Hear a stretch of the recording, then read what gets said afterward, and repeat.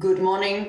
Bonjour, bon après-midi, bonne soirée à tous et à toutes qui nous rejoignent aujourd'hui sur cet appel. Je m'appelle Hannah Brixey, je suis responsable mondiale en charge des questions du genre à la Banque mondiale et je suis ravie de vous accueillir ici aujourd'hui afin d'aborder la question de la dimension liée au genre dans le cadre des déplacements forcés.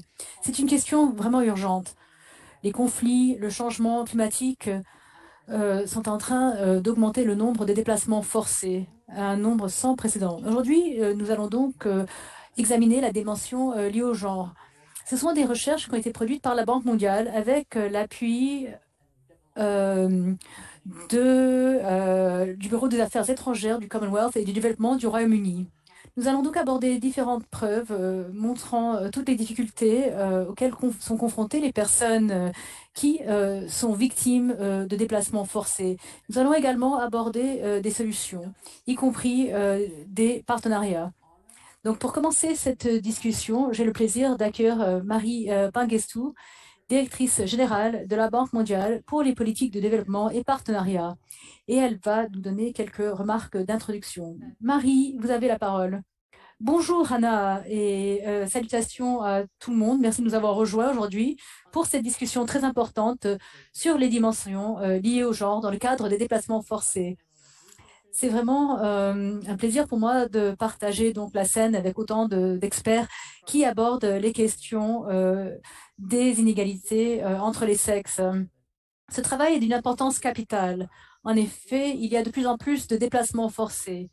Il y a beaucoup de réfugiés, des personnes déplacées internes, ainsi que des personnes qui recherchent asile. Et il y a plus de 82 000 personnes à la fin de l'année 2021. Donc les conflits, c'est vraiment cela qui conduit au déplacement forcé. Mais il ne faut pas oublier le changement climatique ainsi que d'autres questions qui sont des éléments qui forcent les personnes à fuir leur foyer. En plus de cela, il y a également l'impact de la pandémie de Covid-19.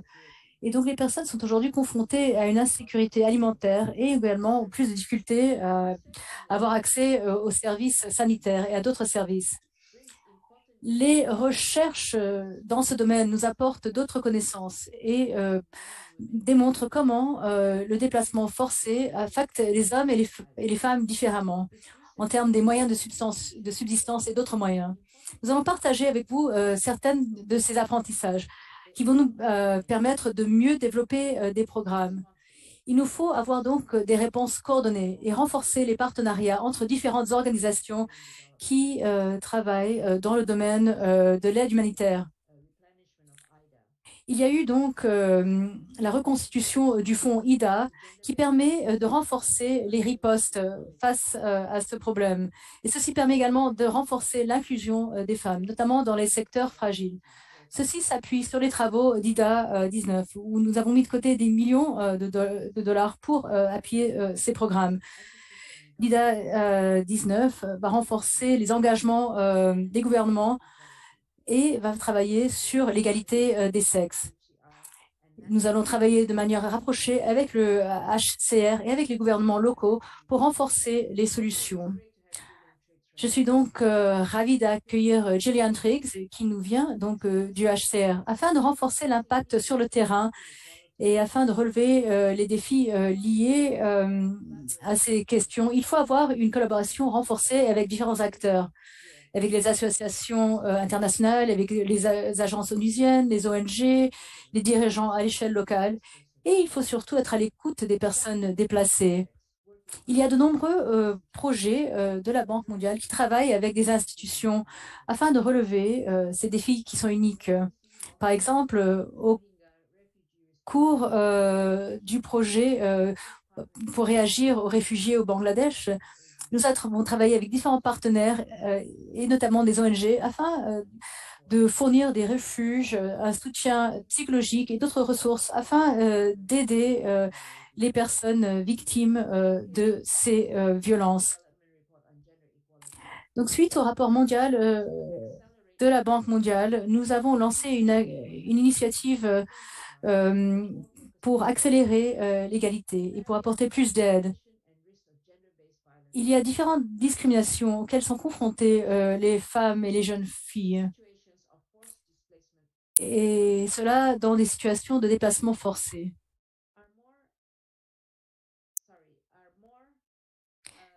Et donc, comme je vous le disais, ce sont vraiment des problèmes extrêmement graves. Permettez-moi de reprendre. Donc, il y a de nombreux problèmes auxquels sont confrontées les femmes et les jeunes filles. Et ce sont vraiment des problèmes de grande envergure. De ce fait, il faut vraiment progresser rapidement afin de pouvoir obtenir de meilleurs résultats. Cela veut dire que nous devons aller au-delà des vulnérabilités liées au genre.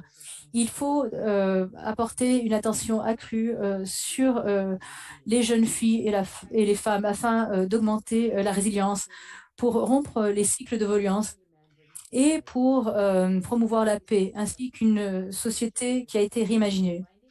Aujourd'hui, nous allons avoir une table ronde qui va apporter de l'attention aux nouvelles solutions, comment promouvoir le rôle des femmes et comment réduire les déplacements forcés afin que nous puissions renforcer les partenariats et concevoir des programmes pour avoir un impact plus important.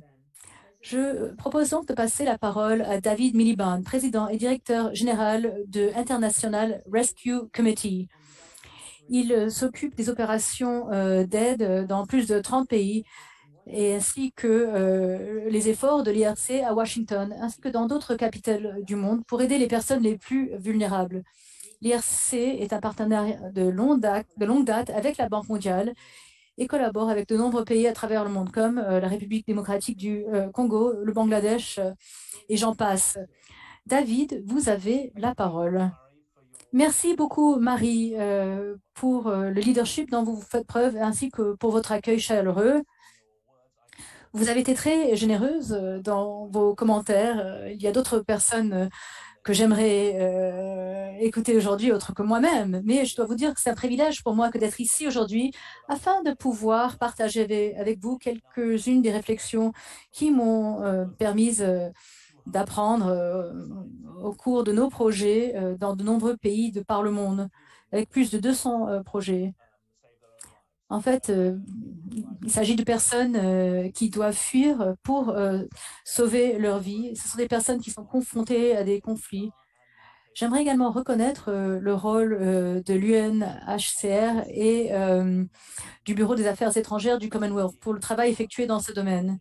Les sujets abordés aujourd'hui sont d'une importance extrêmement capitale, car il y a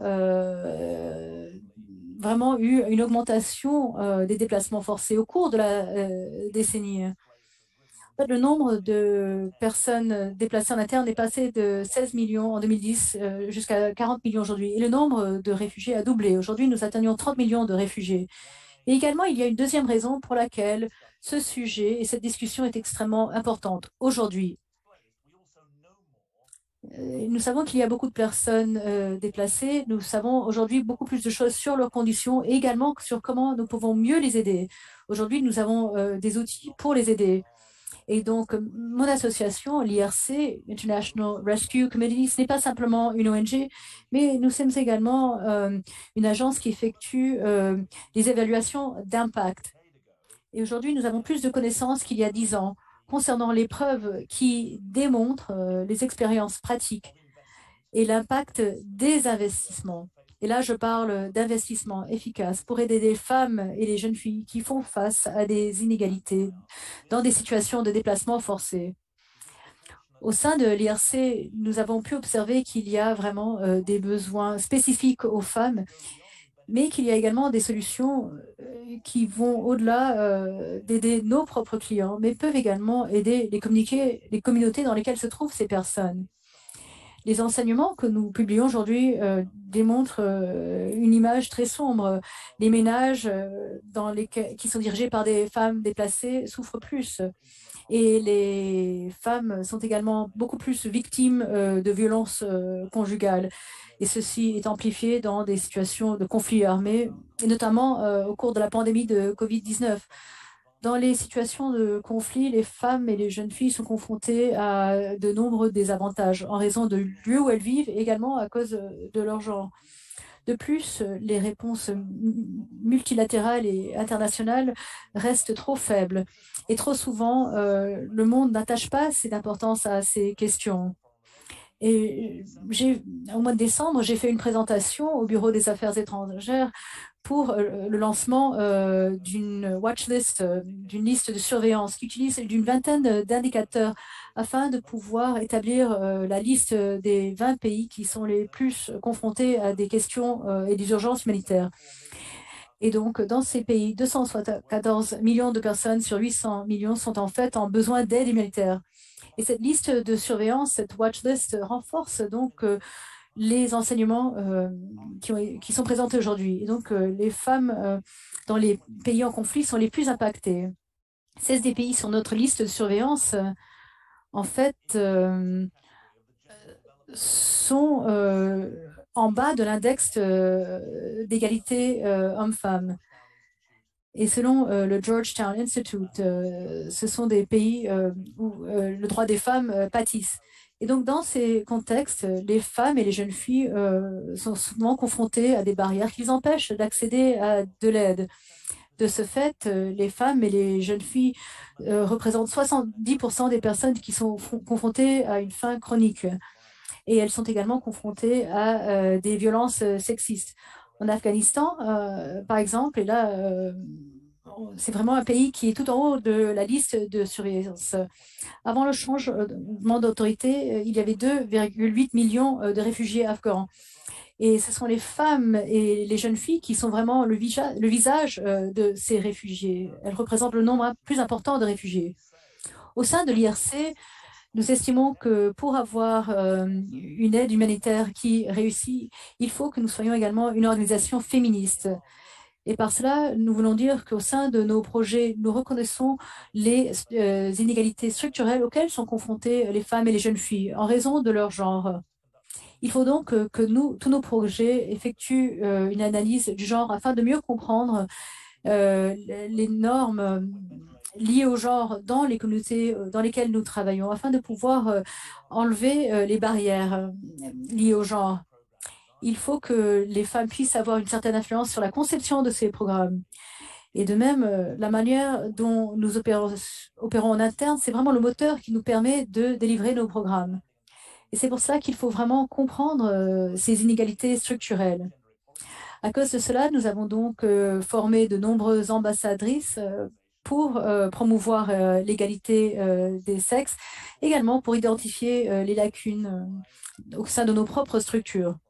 Nous avons également un plan d'action lié au genre qui nous rend responsables en termes de gestion, mais c'est également publié sur notre site web pour que le monde entier puisse voir les chemins, le progrès qui doit être effectué afin que nous puissions atteindre tous nos objectifs.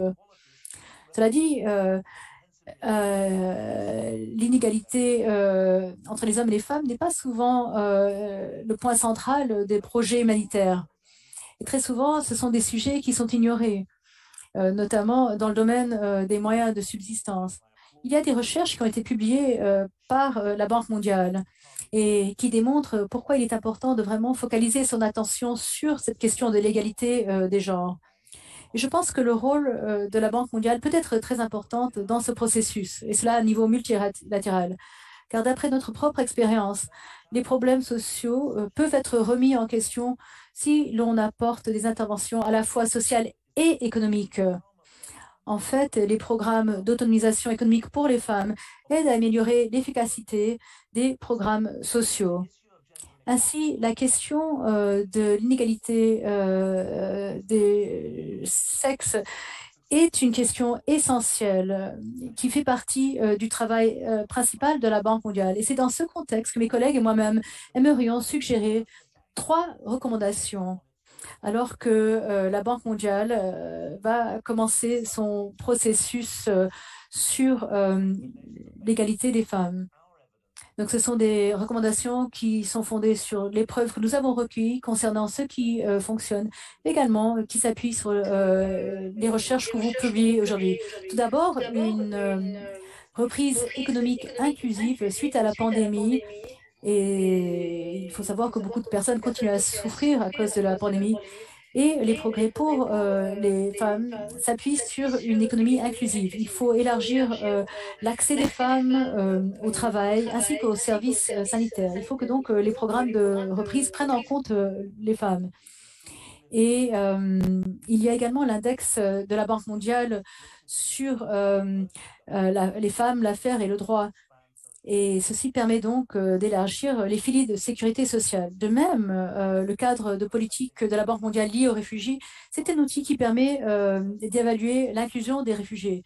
Mais il faut également que ce programme puisse reconnaître le rôle des réfugiés dans ces programmes, ainsi que l'adhésion à cela.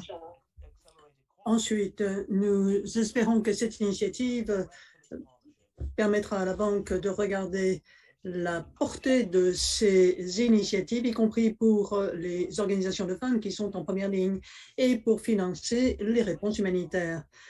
L'exemple de ce besoin est bien sûr l'Afghanistan aujourd'hui. C'est l'appui à ceux qui sont chargés des femmes aujourd'hui, c'est aussi important et les besoins des femmes et des filles augmentent. La crise en Afghanistan souligne le besoin d'inclure les filles dans ce développement et nous espérons que la Banque pourra avoir des consultations utiles avec les acteurs pour activer ce travail dans l'humanitaire ainsi que pour les femmes déplacées dans la phase suivante d'appui pour l'assistance en Afghanistan.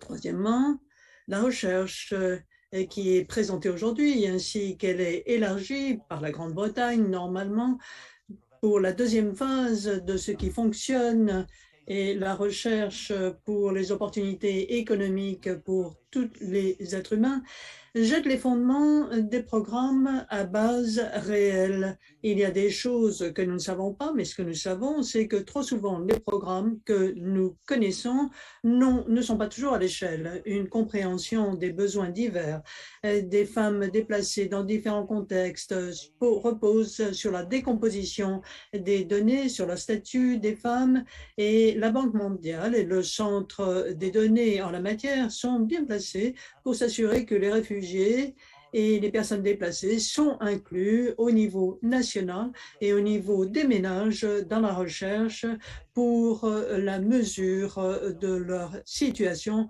pour s'assurer que personne n'est en lanterne rouge. Une autre chose que j'aimerais ajouter sur ces interventions, l'opportunité pour des organisations telles que celle de notre comité, je vous dirais, pour la Banque mondiale également, consiste à utiliser des interventions qui sont en partenariat avec les communautés véritablement.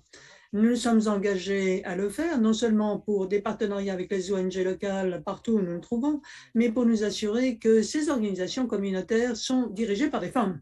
C'est là un bon exemple de la façon dont une démarche sexo-spécifique amène à d'autres interventions. Je l'ai dit au départ, c'est un honneur que d'avoir la possibilité de vous présenter nos conclusions, et ici les conclusions de mes collègues, et d'avoir la possibilité de m'exprimer et d'entendre ce dialogue très important. Et donc, les incidences de cette recherche doivent être comprises partout. Nous serons heureux d'appuyer ce processus. Merci mille fois de m'avoir écouté.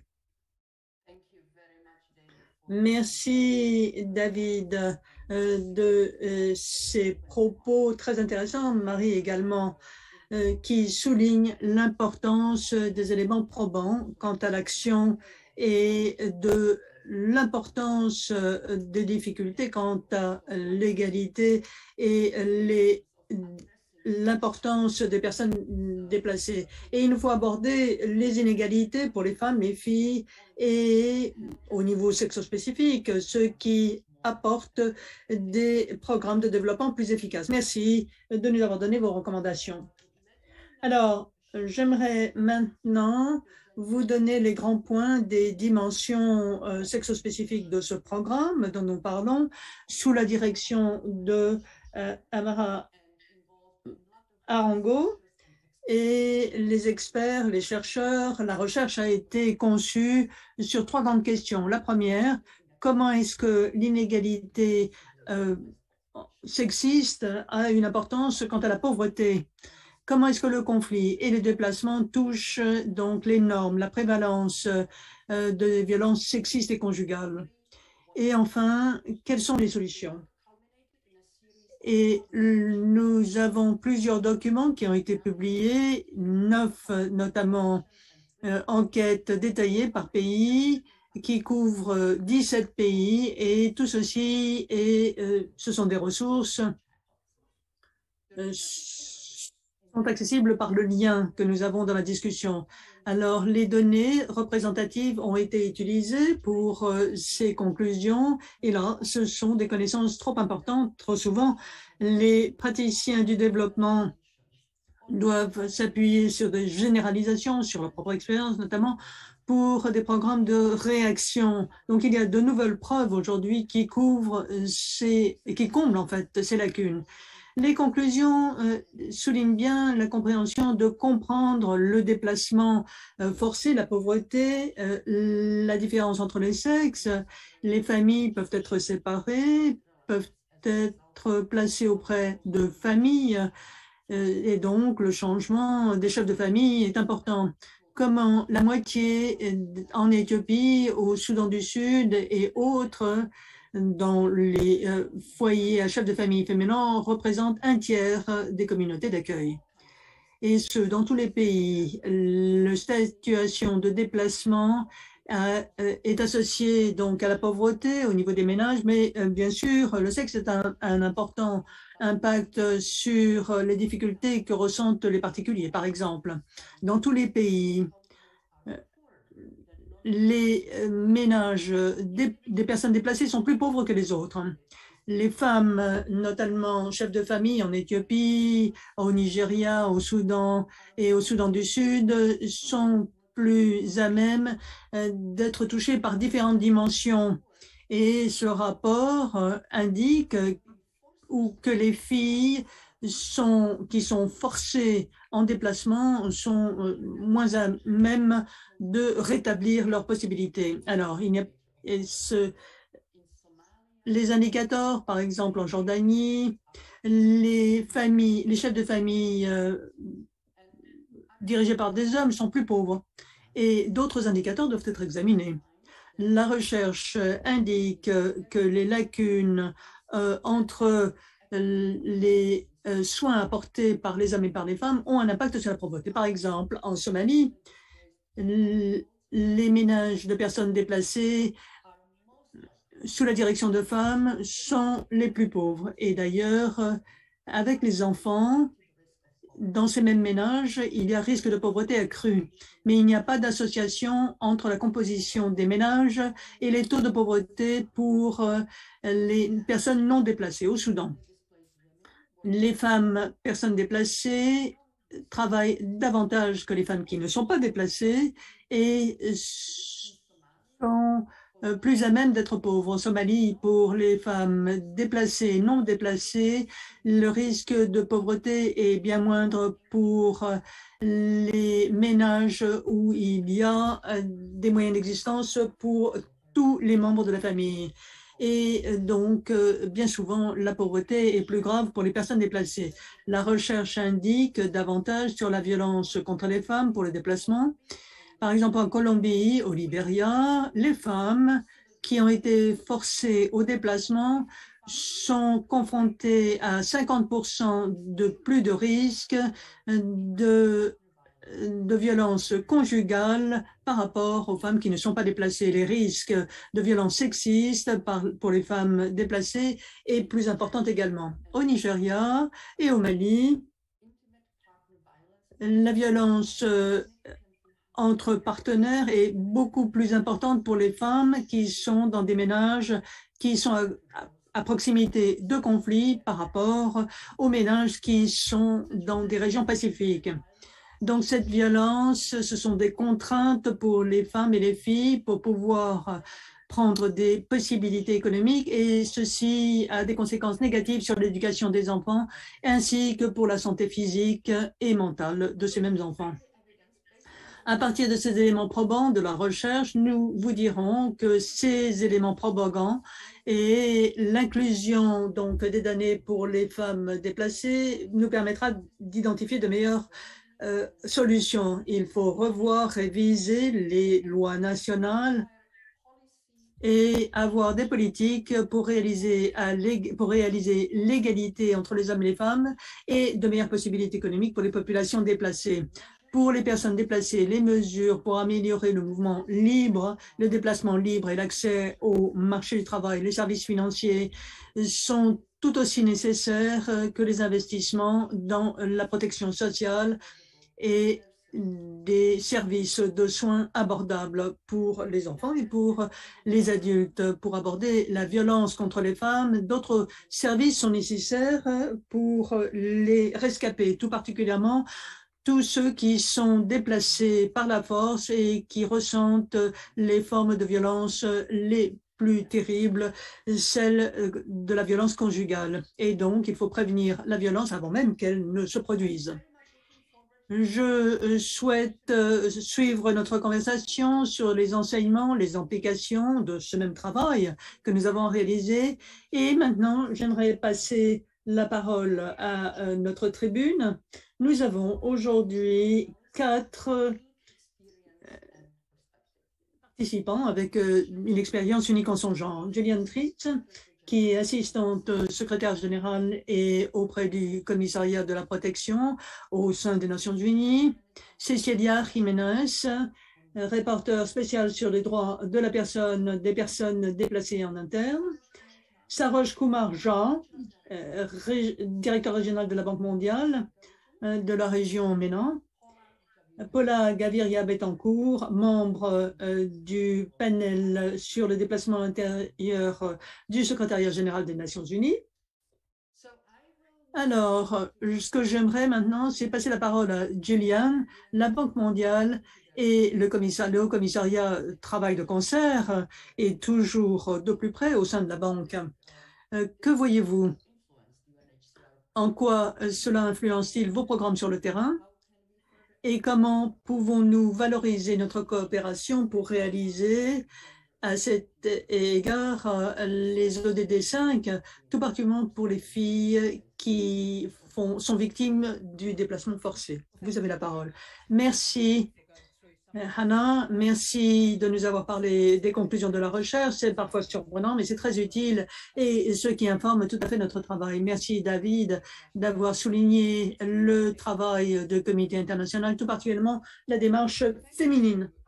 Alors, merci à Marie pour nous avoir parlé du travail conjoint que nous réalisons, notamment pour les Rohingyas au Bangladesh. Je pourrais vous dire, j'y étais récemment, c'est un espace véritablement financé grâce à vous pour les femmes et les filles et le chaos que l'on connaît et de voir cet espace pour les filles où il y a conseil, orientation, consultation et donc un lieu très pacifique. Merci mille fois.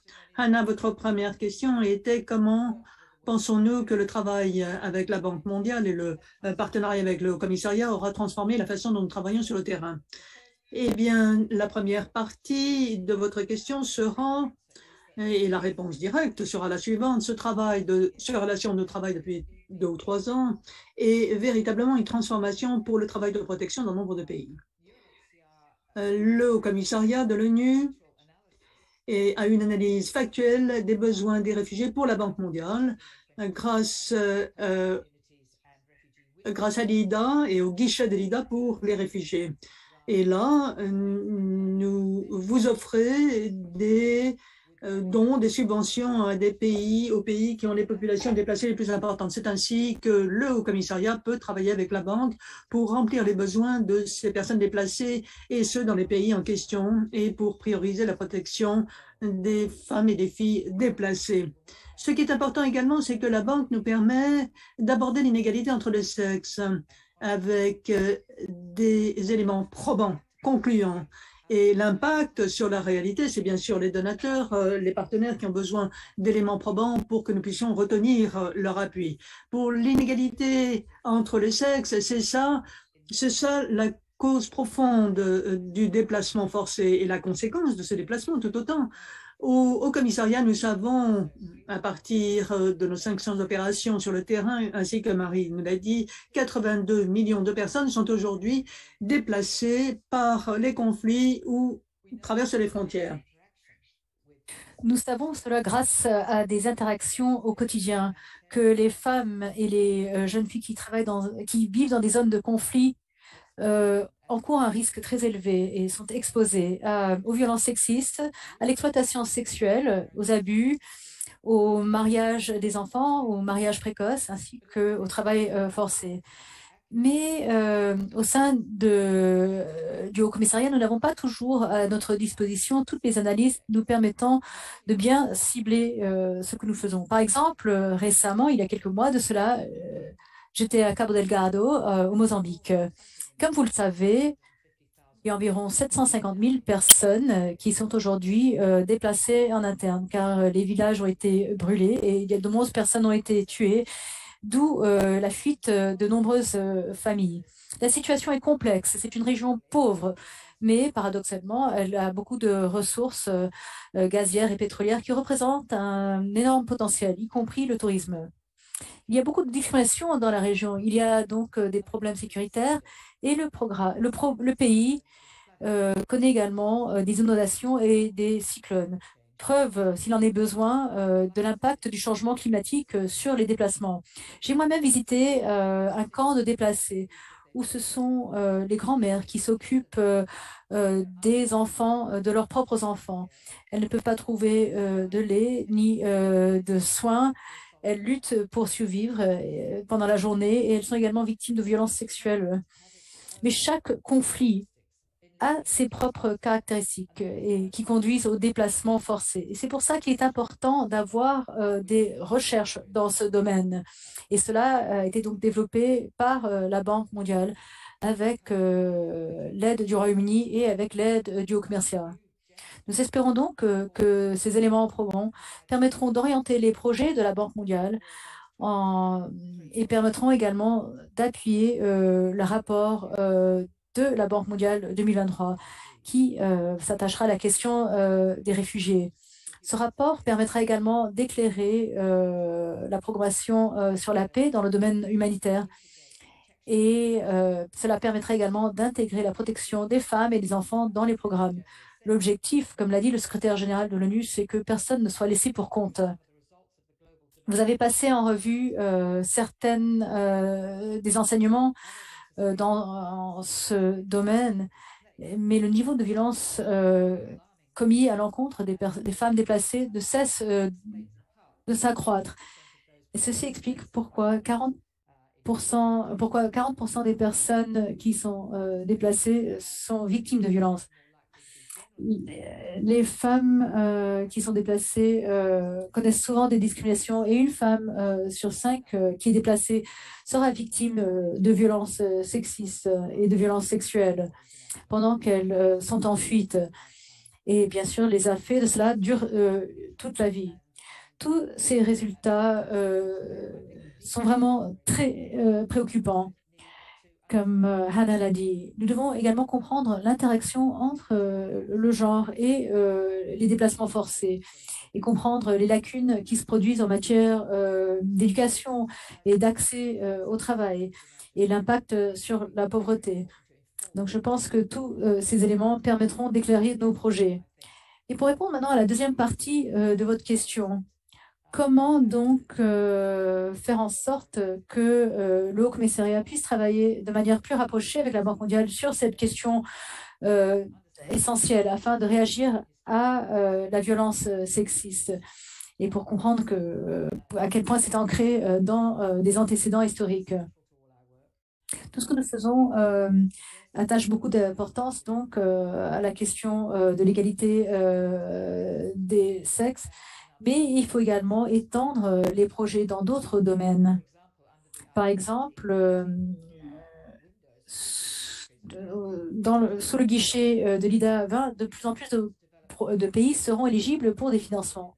Et cela permettra de promouvoir la recherche sur les besoins des femmes déplacées. Et nous pourrons donc faire le lien entre les données de la Banque mondiale et avec notre propre programmation. Ceci nous permettra donc d'avoir une riposte plus immédiate et pratique.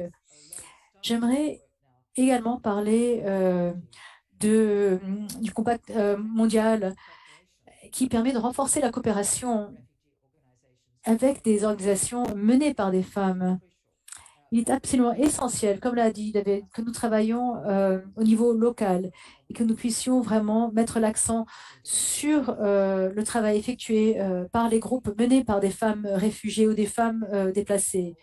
Il ne faut pas simplement inviter ces femmes à participer à une table ronde, mais il faut vraiment travailler avec elles, main dans la main, pour qu'elles puissent participer de manière directe à la prise de décision et au développement des politiques. Nous devons vraiment renforcer cela. Il faut faire entendre la voix des femmes qui sont elles-mêmes victimes de déplacements forcés. Et je suis très encouragée par toutes les observations faites par la Banque mondiale et par celle de David Miliband concernant l'importance de cet aspect. Et au fur et à mesure que nous sortons de la pandémie, il faut donner aux femmes plus d'accès aux économies, aux opportunités économiques, car c'est l'opportunité économique pour les femmes qui leur permettra donc de relever le défi de l'inégalité des sexes. Nous allons donc renforcer notre travail avec la Banque mondiale pour apporter plus de données et afin de pouvoir mettre en place des projets qui vont promouvoir l'égalité des sexes et qui permettra également de relever le défi des déplacements forcés. Merci Gillian et merci d'avoir illustré l'importance de ce travail pour le Haut-Commissariat. C'est également un partenariat important avec la Banque mondiale. Et vous avez donné des exemples concernant la complémentarité des recherches mondiales avec des éléments probants à l'échelle locale. Et ceci permet donc d'amplifier les voix des femmes et de rendre plus efficaces les programmes de développement. Je souhaite maintenant me tourner vers Cecilia Jiménez Damari. Vous représentez les intérêts des millions de personnes déplacées à l'échelle mondiale. Donc, qu'avez-vous observé concernant les vies des femmes et des filles qui subissent des déplacements forcés? Et quelles sont les conséquences sur le long terme de ces déplacements forcés? Et selon vous, quelle réponse programmatique devrait être une priorité afin de pouvoir aider ces femmes et ces filles? Merci beaucoup, Hannah, d'avoir posé cette question. J'aimerais vous remercier de m'avoir invité à participer à cette table ronde. Et je suis également ravie, je salue l'étude que vous avez produite, étude qui est fondée sur des éléments concrets et sur une analyse également très concrète. Je pense que votre recherche sera très utile pour promouvoir l'analyse, mais également pour répondre à la question que vous venez de me poser. Une fois que l'on connaît la situation des femmes et des filles que votre rapport décrit, eh bien, grâce à cela, nous pouvons donc apporter une réponse pragmatique plus efficace. En effet, les femmes et les filles déplacées, en fait, souvent n'ont pas accès à des droits humains de base. Par exemple, l'éducation, le logement, les documents d'identité. Et il y a également donc une augmentation des violences sexistes et des violences conjugales. Et c'est quelque chose que dans votre rapport prend note, notamment dans les situations de conflit. C'est quelque chose de très préoccupant. Mais afin de répondre à votre question concernant la réponse programmatique que nous devons privilégier pour ces femmes et ces filles, eh bien, je vais donc aborder deux questions. Tout d'abord, la question plus générale de l'approche programmatique.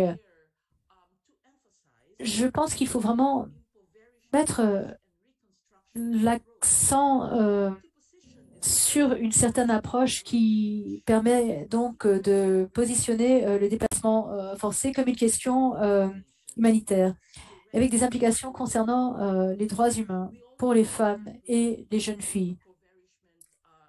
Nous savons tous qu'il y a le risque d'appauvrissement et donc les déplacements forcés creusent les écarts économiques, creusent la pauvreté et mettent en place encore plus de défis concernant la manière de changer la donne dans une situation pareille. Par exemple, beaucoup de femmes n'ont pas accès au foncier. Et il faut donc identifier ce risque et comprendre quelle est la réponse la plus appropriée. Il faut donc pouvoir redonner aux femmes le foncier qui leur appartient et leur donner accès donc au foncier, car ceci permet donc d'apporter une réponse importante. Il y a également la question des moyens de subsistance. Les femmes connaissent un risque accru de ne pas avoir accès à l'emploi. Or, l'accès à l'emploi, c'est un droit humain. De ce fait, d'un point de vue programmatique, nous devons relever ce défi en nous assurant qu'il y ait une motivation de la part de la communauté pour mettre en place les conditions propices permettant d'améliorer les moyens de subsistance des femmes. J'ai récemment visité un pays dans le Sahel et lorsque j'ai discuté avec les femmes déplacées en interne, nous avons eu une discussion très intéressante avec ces femmes. C'était dans un camp de femmes déplacées internes dans un pays du Sahel qui en fait est attaqué par des groupes non étatiques. Et ce que les femmes ont dit, c'est que nous voulons rompre ce cycle de dépendance créé par la vie dans les camps de déplacés. Nous voulons mettre en place nos propres entreprises et nous voulons avoir notre propre indépendance économique. Nous voulons être autonomisés.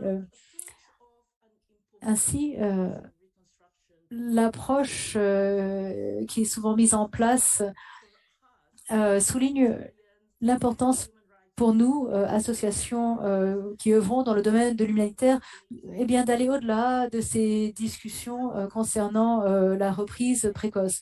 Nous devons adopter un nouveau concept concernant le déplacement, qui est un processus qui augmente le risque d'approvissement et d'exposition, notamment à ces transgressions des droits humains.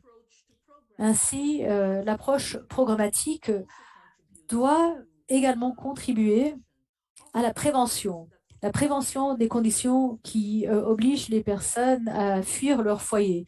Et la prévention est vraiment un élément essentiel que nous devons prendre en compte, car cela peut aggraver l'intensité des déplacements forcés. Et sachant que la plupart des personnes déplacées sont des femmes et des filles. De ce fait, le point d'entrée pour l'analyse et pour la réponse pragmatique, c'est l'identification des risques liés au genre, ainsi que les droits liés au genre. Ensuite, il faut mettre en place des efforts systématiques pour relever ces défis en utilisant les mandats de différents ministères, des gouvernements, des différentes agences, et il faut également s'appuyer sur la société civile. Merci Cécilia, merci d'avoir vraiment mis en lumière le fait que le déplacement forcé, c'est vraiment une question économique, une question liée aux droits de l'homme et qu'il faut vraiment mettre l'accent sur la prévention. Et je pense que nous pourrions donc effectuer plus de recherches dans le domaine de la prévention pour voir comment l'égalité des sexes peuvent donc atténuer les risques posés par des situations de conflit. Je souhaite maintenant passer la parole à Saroj Kumar, qui est directeur régional pour différentes régions du Moyen-Orient et de l'Afrique du Nord. Donc, il y a la question des déplacements en interne. Aujourd'hui, nous pouvons aborder la question de la crise des réfugiés syriens qui dure depuis 11 ans. Comment les gouvernements et les autres partenaires dans les régions répondent-ils à ces différences entre les femmes et les hommes? Comment réagissent-ils donc à cette crise? Merci, Hannah. J'aimerais souligner 5 points, mais avant de faire cela, j'aimerais partager quelque chose avec vous, car vous m'avez demandé quelle est ma perception de cette situation qui perdure depuis 11 ans. Oui, c'est une crise qui dure depuis 11 ans, cette crise des réfugiés syriens. Et je pense qu'il est vraiment très difficile et très douloureux que d'être un réfugié. Mais il est encore plus difficile d'être une réfugiée, d'être une femme qui est réfugiée. Et cette dimension concernant la vulnérabilité des femmes qui sont des réfugiés, eh bien, c'est une vulnérabilité critique qu'il nous faut mieux comprendre. Et c'est pour cela que je salue cette recherche, car ceci nous donne une approche plus granulaire concernant comment nous, en tant qu'institution, en tant que Banque mondiale, pouvons vraiment mettre cet aspect au sein de notre réponse. Je vais maintenant souligner 7 points qui sont très importants. Tout d'abord, la dimension du déplacement forcé. Les pays d'accueil et d'autres partenaires estiment que c'est à court terme une situation que l'on reviendra dans son pays. Mais la plupart des déplacements sont longs et c'est pour cela que l'on a plus de 5 millions de personnes déplacées ici. La crise, vous la connaissez, et donc les déplacements forcés sont de longues périodes.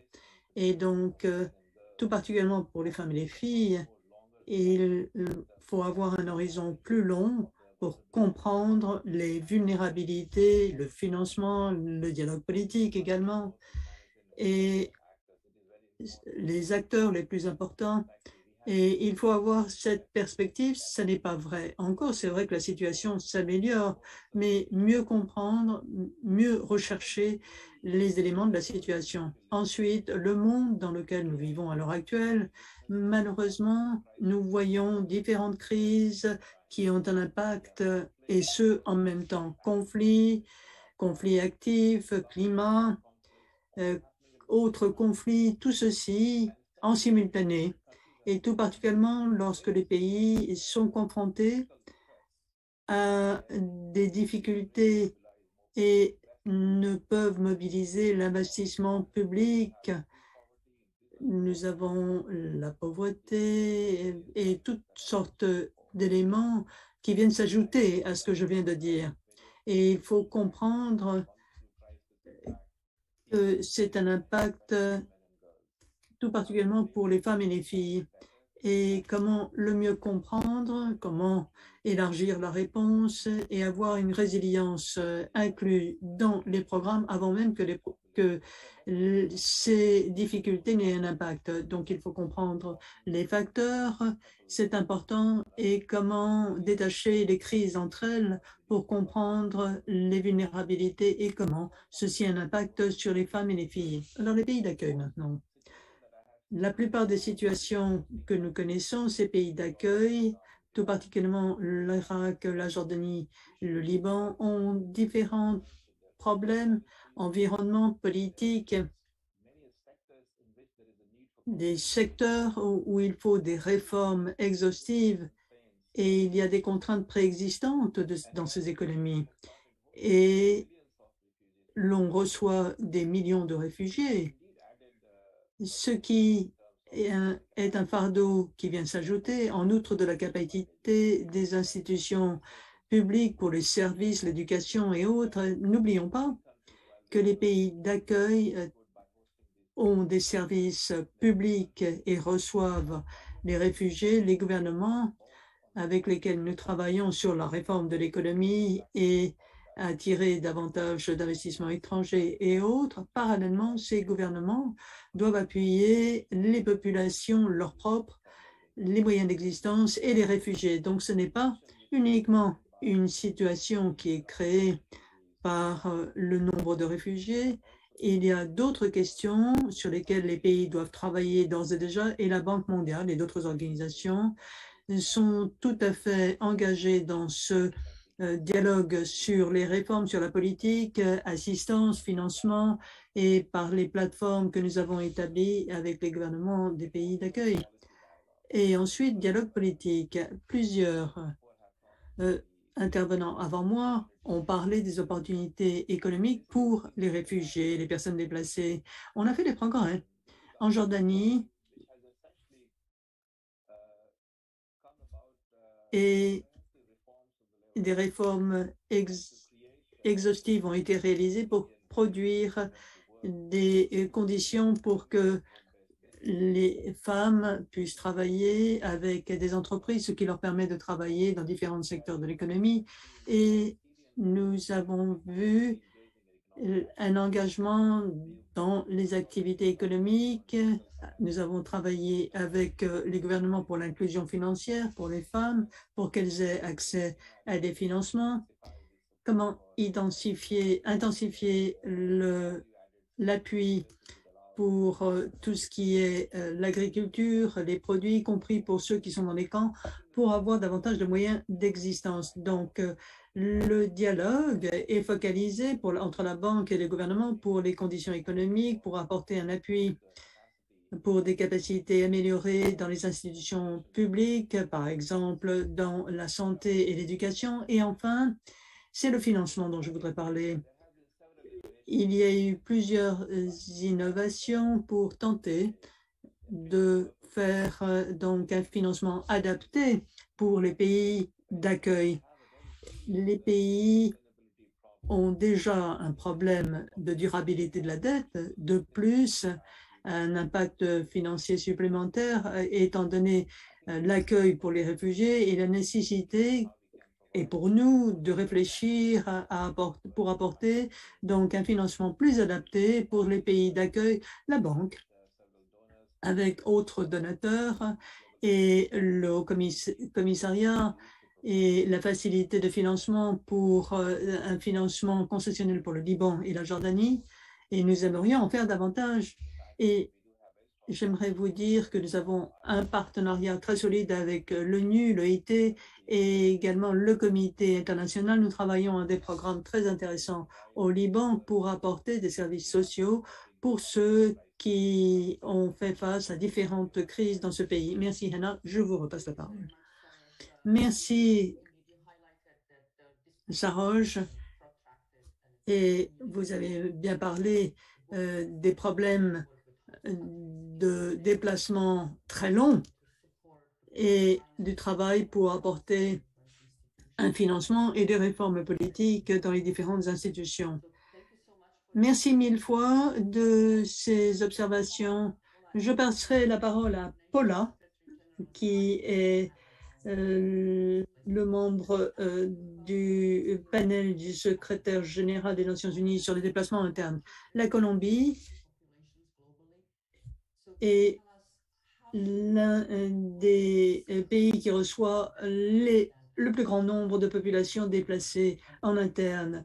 Comment faire entendre les voix de la société civile pour mieux comprendre et prioriser les besoins des femmes et des filles dans cette situation? Merci à la Banque mondiale. Merci de ce travail très pertinent et donc la dimension sexospécifique. Les conclusions, l'innovation.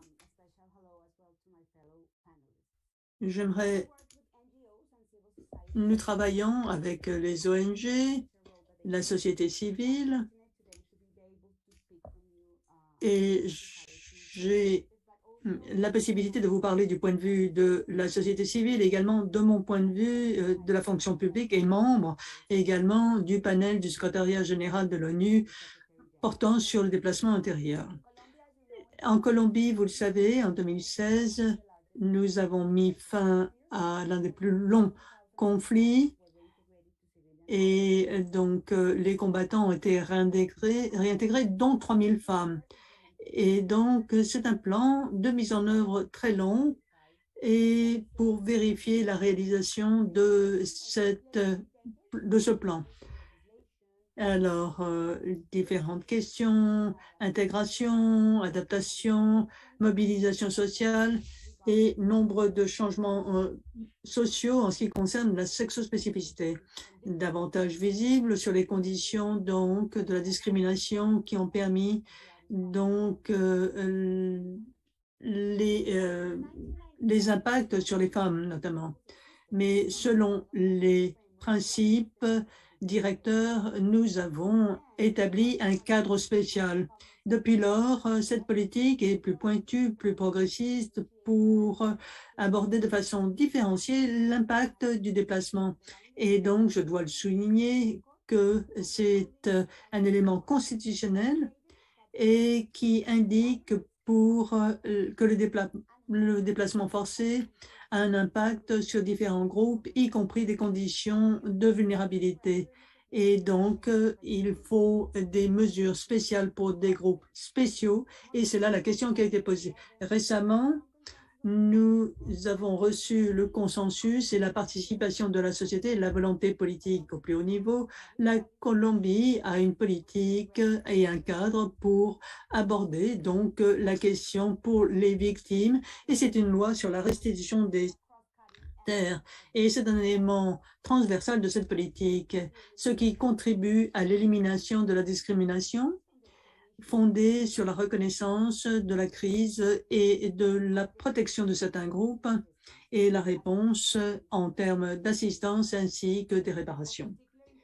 Et tout particulièrement, c'est la reconnaissance de la violence sexuelle, sexiste, qui a 35 000 victimes, a fait 35 000 victimes. Et donc, aujourd'hui, cela inclut 9,2 millions de victimes, 8,2 sont des personnes déplacées en interne et 4 millions sont des femmes et des filles. C'est là un outil critique pour la prise de décision et ces données sont décomposées. Certes, nous avons des manques d'informations dans ce système puisque cela n'inclut pas toujours tout ce qui est viable pour l'analyse sexo-spécifique.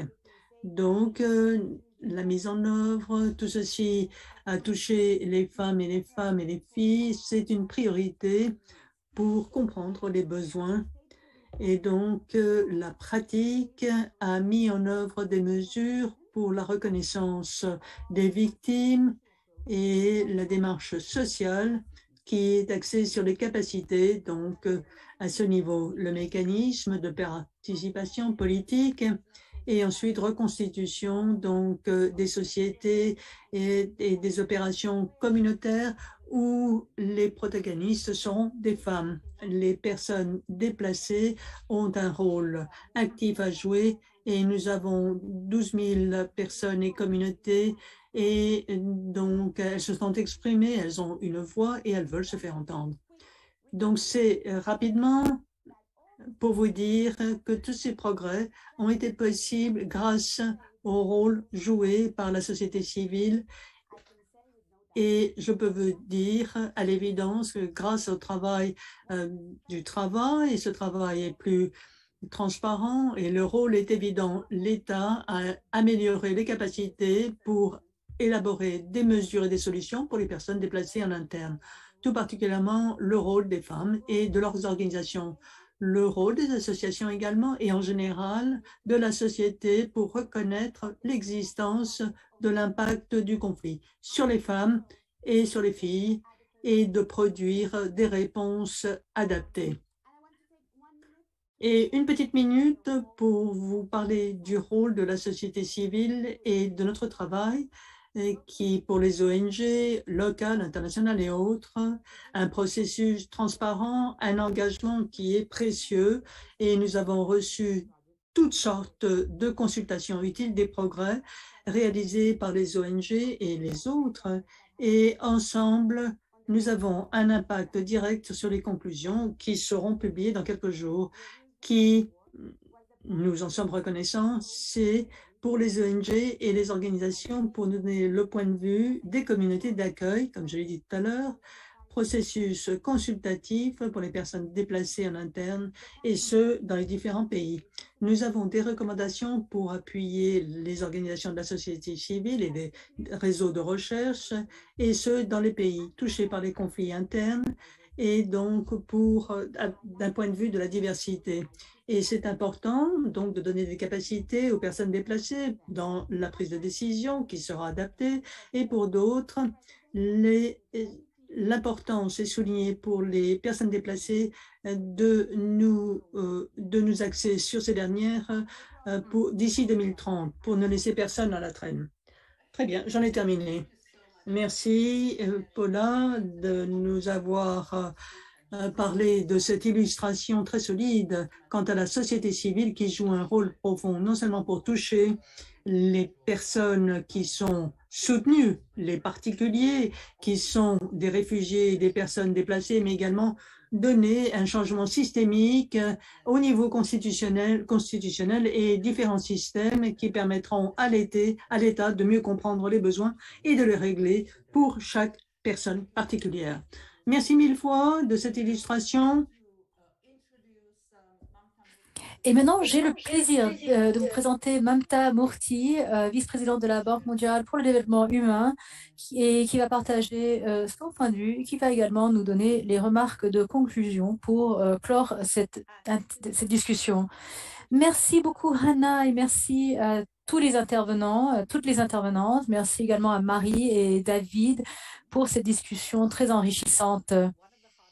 J'ai vraiment un travail très difficile et c'est de synthétiser tout ce qui a été dit, également d'en tirer les enseignements principaux. Le travail analytique qui a été mis en avant concernant la dimension du genre, concernant la question des déplacements forcés, nous a donné un cadre excellent, un socle, une base sur laquelle nous allons pouvoir nous appuyer afin de réfléchir à l'avenir à ces questions. J'aimerais citer certains éléments qui ont été évoqués par nos intervenants et qui sont très importants pour que je puisse formuler également mes propres enseignements. Vous avez parlé, par exemple, de l'urgence de coordonner les réponses à travers tout le réseau humanitaire. David, au cours de vos remarques liminaires, vous avez dit qu'il fallait que les associations et les organisations soient féministes et vous avez dit que tous les programmes, quel que soit leur bailleur, puissent intégrer une analyse de la question du genre. Et vous avez également évoqué l'importance des voix des femmes réfugiées pour qu'elles puissent également participer à la prise de décision. Vous avez également souligné l'importance des associations menées par des femmes réfugiées, sans oublier les programmes d'autonomisation des femmes réfugiées afin de pouvoir atténuer certaines des situations auxquelles elles sont confrontées. Hannah, vous avez résumé de manière brillante les éléments probants qui ont été apportés concernant la pluridimensionnalité de cette situation de déplacement forcé. Vous avez également souligné à quel point le genre est encore une autre dimension de vulnérabilité. Je salue également les remarques de Gillian Triggs concernant l'importance du partenariat entre le Haut-Commissariat et la Banque mondiale, y compris tous les éléments importants que la Banque reçoit de la part du Haut-Commissariat pour enrichir sa programmation. Et comment nous pouvons donc nous appuyer sur cela afin d'améliorer les programmes que nous allons délivrer sous IDA 20. Et la rapporteure spéciale Jiménez Damery a parlé de l'importance du placement comme question humanitaire.